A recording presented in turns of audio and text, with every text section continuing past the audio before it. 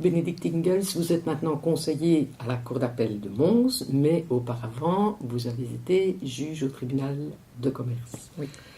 Alors, le tribunal de commerce, c'est pour qui? Qui arrive au tribunal de commerce? C'est vous, c'est moi. Lorsqu'on a un ennui avec une entreprise, donc lorsqu'on est en conflit avec une entreprise, les litiges qui concernent d'une manière générale le monde de l'entreprise, le tribunal de commerce est devenu le juge naturel de l'entreprise et vous vous retrouverez devant un juge du tribunal de commerce.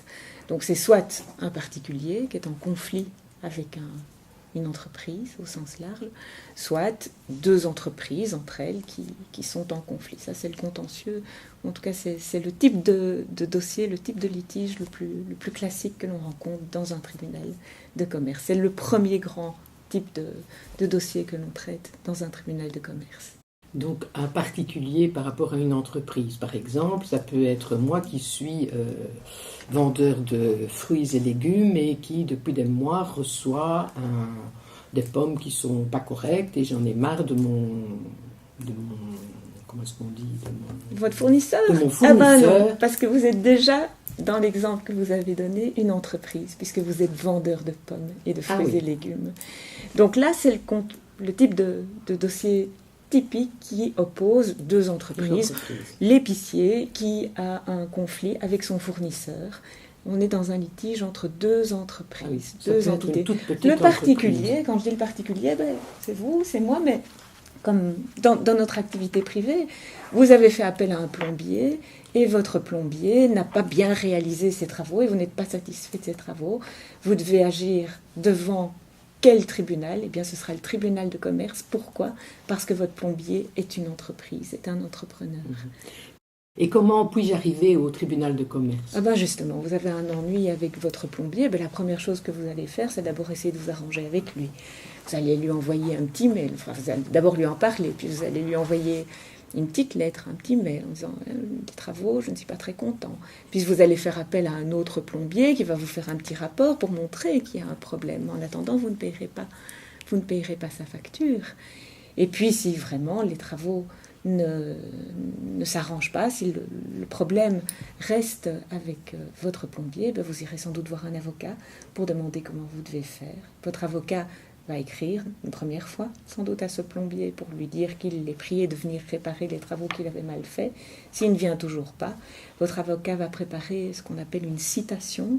Donc c'est un document écrit qui est fait dans les formes, parce que comme juriste, on a toujours plein de formes et plein de règles à respecter. Et donc cette citation va expliquer le problème au juge. Alors la citation, l'avocat va la donner à un huissier de justice, et l'huissier de justice va aller sonner chez votre plombier pour lui remettre la citation, qui en fait est une convocation pour aller devant le tribunal de commerce. Ensuite, l'huissier de justice rapportera le deuxième exemplaire de la citation au greffe du tribunal de commerce.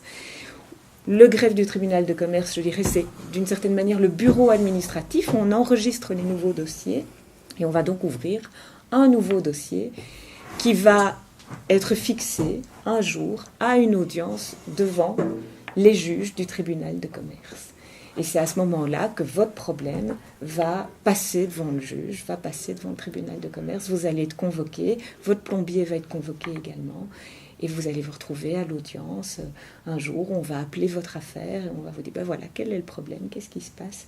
Et votre avocat va expliquer ce qui se passe, et l'avocat du plombier va expliquer ce qui se passe, et les juges du tribunal de commerce vont ensuite décider et voir qui a tort et qui a raison, ou quelle est la solution que l'on peut apporter pour votre problème de plomberie, de chauffage.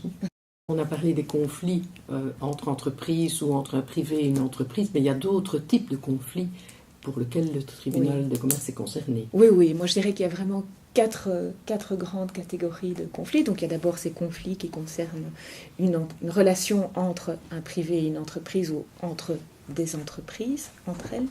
Le deuxième grand type de dossier qu'on peut avoir dans un tribunal de commerce, c'est ce qui concerne la vie d'une entreprise. Lorsqu'il y a une difficulté au sein de l'entreprise, vous savez, une société, ce sont au minimum 2 personnes qui se sont mises en commun pour réaliser un projet, partager les bénéfices, mais aussi partager partager les risques peut-être. Et si à un moment il y a un conflit entre les associés, le conflit entre les associés, c'est le tribunal de commerce qui va devoir le régler. Alors le troisième grand type de dossier que l'on a, c'est ce qui concerne le marché, le mode de fonctionnement du marché économique. S'il y a une concurrence déloyale, s'il y a des publicités trompeuses, s'il y a de la contrefaçon, vous savez, les faux sacs que l'on balade, etc. Mais ça va aussi passer devant un tribunal de commerce. Et puis alors surtout, je dirais, j'en ai pas encore parlé, mais c'est vraiment le core business des tribunaux de commerce, ce qui est de plus important dans notre travail au tribunal de commerce, c'est toute la problématique de l'entreprise en difficulté. Alors l'entreprise en difficulté, dans un tribunal de commerce, on la suit, je dirais, à 3 stades, à 3 niveaux. Il y a d'abord le stade des clignotants. Donc lorsque l'entreprise commence à éprouver des difficultés, on va commencer à enquêter sur elle. Et ça, c'est le premier rôle d'un tribunal de commerce, c'est de faire une enquête commerciale. On récolte, le greffe reçoit des clignotants. Par exemple, l'entreprise ne paye pas ses impôts, ou on a fait une saisie dans les locaux de l'entreprise, des choses comme ça. Ça vient, l'information est donnée au tribunal de commerce qui va ouvrir un dossier et voir ce qu'il y a lieu de faire. Ça, c'est la première étape, c'est le contrôle.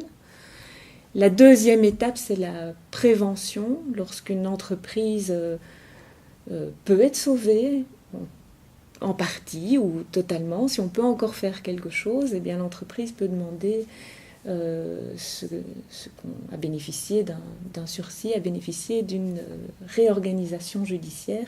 Là aussi, dans Question Justice, vous avez un petit article qui explique ce que c'est, mais donc c'est une période où on met d'une certaine manière l'entreprise à l'abri de ses créanciers, donc à l'abri des personnes à qui elle doit de l'argent, pour lui permettre de se réorganiser et de se sortir d'une mauvaise passe. Et puis alors la troisième étape, c'est lorsque l'entreprise est morte. Là, il n'y a plus rien à faire, c'est la faillite, ou bien c'est la liquidation, mais en tout cas l'entreprise est morte, on doit simplement l'enterrer et répartir tout ce qui doit encore, tout ce qui existe encore éventuellement au sein de l'entreprise au bénéfice de ses créanciers. Et donc dans ces 3 étapes-là, l'enquête, la prévention ou la liquidation, le tribunal de commerce a vraiment un rôle très très actif.